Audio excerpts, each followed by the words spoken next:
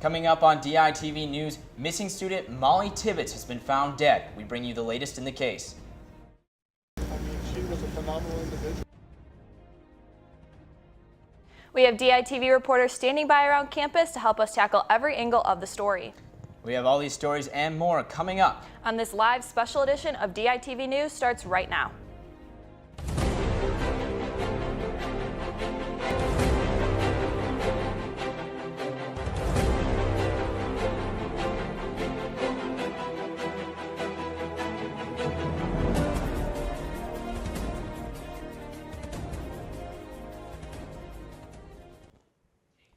Good morning and thank you for tuning in to this live special edition of DITV News. I'm Beau Bowman. And I'm Vorel.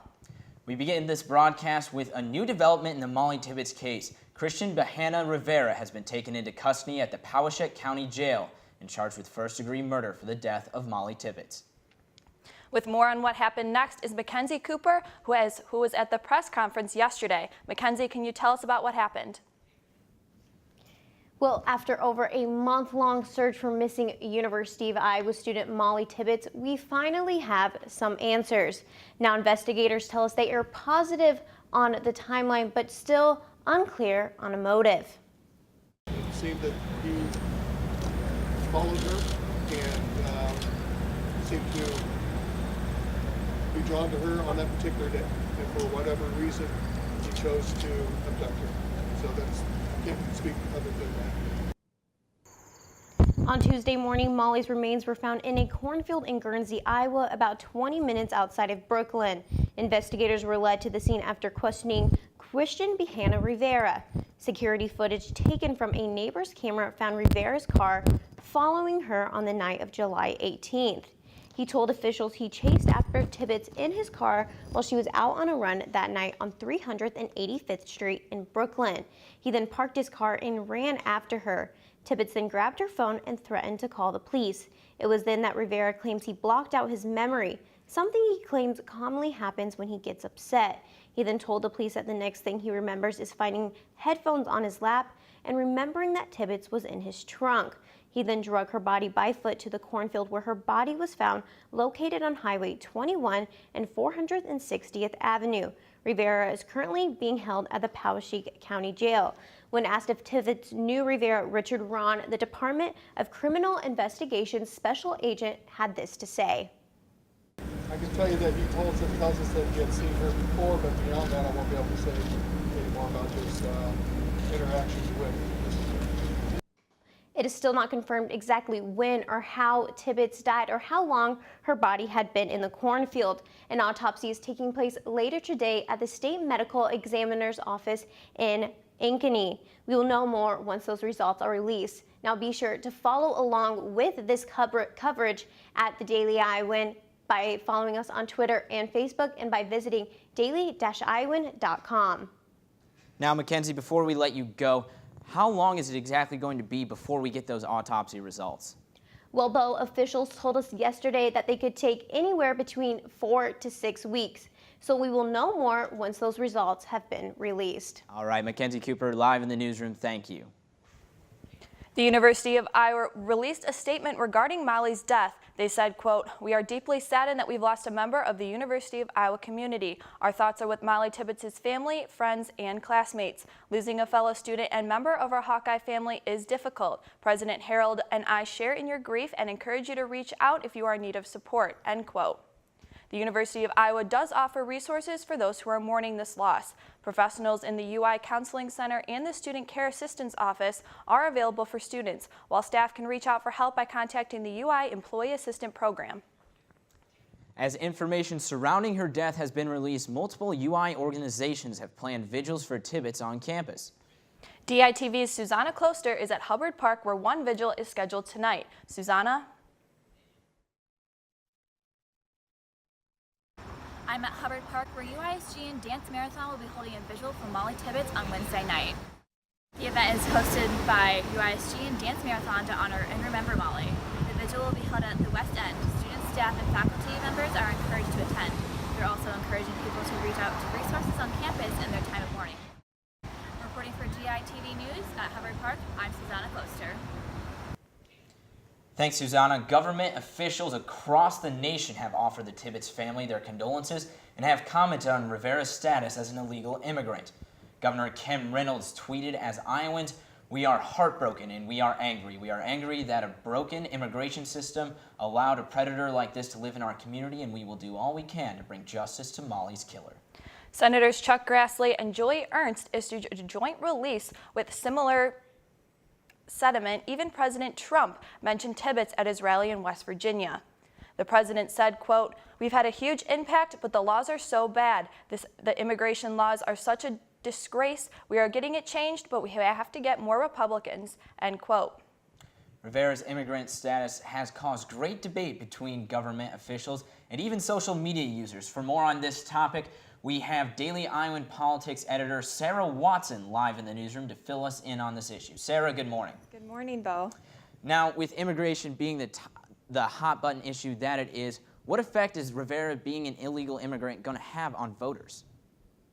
Thanks for that question, Beau. I can't answer for voters right now. We'll have to see when the polls come in November. But what I can say is that Republicans have really seized on this issue of immigration to say that Rivera is an illegal immigrant and that we need to crack down on the illegal immigration, illegal immigrants that are coming into this country.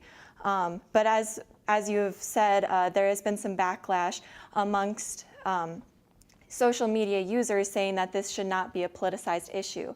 So as we look to November's midterms, we'll see what voters latch on to and what they may be discouraged by. Now, have we heard from any other key political figures other than the ones we've already mentioned? Not too many. Republicans have been very outspoken about this. U.S. House Representative Steve King issued a statement that was non-political. Rod Bloom has also issued a statement. And in addition, there have been a few Democratic Iowa politicians who have come out and said that they are saying prayers for Mollie Tibbets and that they are keeping her family in their thoughts, but no political statements from the Democrats in Iowa at this time. Live in the newsroom, Sarah Watson, thank you. Now we'll take a quick break in our Mollie Tibbets coverage for a quick look at the weather forecast with Sam Austwick. Sam? Thanks, guys. Yeah, we're waking up to some sunshine this morning. As the rest of the day, the sun will stick around and it's nothing but clear skies with a comfortable temperature of 78 degrees. As we move on to the night, get ready for the humidity to rise to 80% with temperatures dropping to a possible 54 degrees. Moving on to the extended forecast, tomorrow will be a mix of sunshine and clouds with temperatures in the 80s, but as we move on to the night, there's a 60% chance of rain with temperatures in the low 60s. Friday, there's also a 60% chance of those scattered thunderstorms as we stick around with temperatures in the 80s. Then later on in the evening, dropping to the mid-60s with winds ranging from 10 to 20 miles per hour. Saturday, the sun will be making an appearance as we are expecting high temperatures reaching the 90s and a low around 70 degrees in the evening. But it should be nothing but perfect weather to spend a day outside. To round out the weekend, Sunday will also bring warm temperatures around 91 degrees and a low in the mid-70s, as there will be some clouds and the slightest chance of showers. Then jumping into Monday, we'll still have those warm temperatures in the 90s and a low of 75 degrees with mostly sunny skies. Well, I know I've been loving this warm weather on campus and I hope you can enjoy it too. Have a fantastic day, Iowa City, and back to you at the desk. Last night, the Iowa City City Council met for their regular formal meeting. They discussed many things, but one of the biggest items debated had to do with a resolution that would allow the Housing Trust Fund of Johnson County to use $500,000 for affordable housing aimed at University of Iowa students. All council members agreed that affordable housing was important, but the location of the affordable housing put some city council members at odds. One concern brought up by a city council member was that it would be difficult to build affordable housing downtown because the property was just too expensive and not practical. Another concern had to do with the height of the buildings in the Iowa City area. Members believed that buildings over 8 stories high would be too expensive and that the buildings would loom over the rest of Iowa City. The council's next meeting is September 4th at 7 p.m. Tonight, the streets of downtown will come alive with over 30 restaurants coming together for the 11th annual Taste of Iowa City event. And standing by in the newsroom is Daily Admiral reporter Christopher Barrow to tell us more. Chris? The 11th annual Taste of Iowa City Food Fair is coming into town today, and it promises to be a real treat for students and residents alike. 48 local restaurants will set up booths throughout the downtown and north side districts and serve samples of their fan-favorite dishes. The Taste of Iowa City was first organized to showcase the diverse selection of restaurants the city has to offer and to bring the community together. It continues that tradition to this day. The bars, bakeries, barbecue joints, and more will provide music and fun activities to enjoy all throughout the evening while fairgoers dine to their heart's content. Whether you're craving pizza, dumplings, cupcakes, or sandwiches, or have a taste for Mexican, Irish, Indian, or Italian, Taste of Iowa City will have the cuisine you need. Tickets will be sold before and during the festival at ticket stands in 6 locations for a rate of $5 for a roll of 5 tickets. These can be exchanged at the various booths for fresh food and beverages. Sounds like it's going to be a great evening. This is Christopher Barrow reporting from the newsroom. Back to you guys at the desk. Again, tonight's events kick off at 4 p.m. With more information, check out Christopher Barrow's story at daily-iowan.com. Speaking of kickoff, Hawkeye Sports is getting ready. Let's toss it over to Delaney in the sports studio with more. Thanks, guys. I'm super excited for fall sports to be back, especially with Hawkeye football. And speaking of football, yesterday assistant coaches met with the media to talk about their preparation for the home opener that is just 10 days away. I know, guys, I'm just excited as you are. Besides starting quarterback Nate Stanley, there's another veteran group just as ready to get back to business. Defensive coordinator Phil Parker talked about how their strong defensive line is going to be for the Hawkeyes in 2018. We also caught up with offensive coordinator Brian Ferentz on the team's goals for this season. I think we feel happy where we're at with the guys that we have right now, and I think it's the capability of what they can do and help us up front, and I think that's our strong point of our defense right now. So with having that rotation and keeping them fresh is really going to help, on the pass rush and also trying to stop the run. We're excited so far where we're at. We feel comfortable with the guys, but obviously we've got a lot to do yet. You look at the way we rushed the football last year, that's not going to be good enough to win at a consistent or a championship level in our league. And that's what we're striving for. The goal is to win championships. The goal is to play consistently week in and week out. If we can't establish the run game from the opening snap of the season to the closing whistle of game 12, I think it's going to be hard for us to have any kind of sustained success offensively. Ferentz, who is also the team's tight end coach, saw starting tight end Noah Fant being named AP preseason first team All-American. But in other news, the volleyball team is preparing for the road trip to Nashville to take on SMU, Lipscomb, and Belmont for their season opener this upcoming Saturday. But be on the lookout for the home opener September 9th against Eastern Illinois. But that's it from me in the sports studio. Beau, Lauren, back to you guys. In the upcoming days and weeks, we will be bringing you more on the death of Mollie Tibbets as new information becomes available. So be sure to stick with the Daily Iowan for all those latest updates.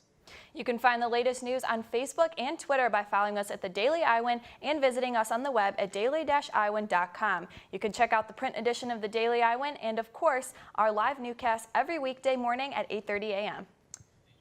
And once again, if you or someone you know is having a difficult time processing all of this information, help is available through one of the many resource systems here at the University of Iowa.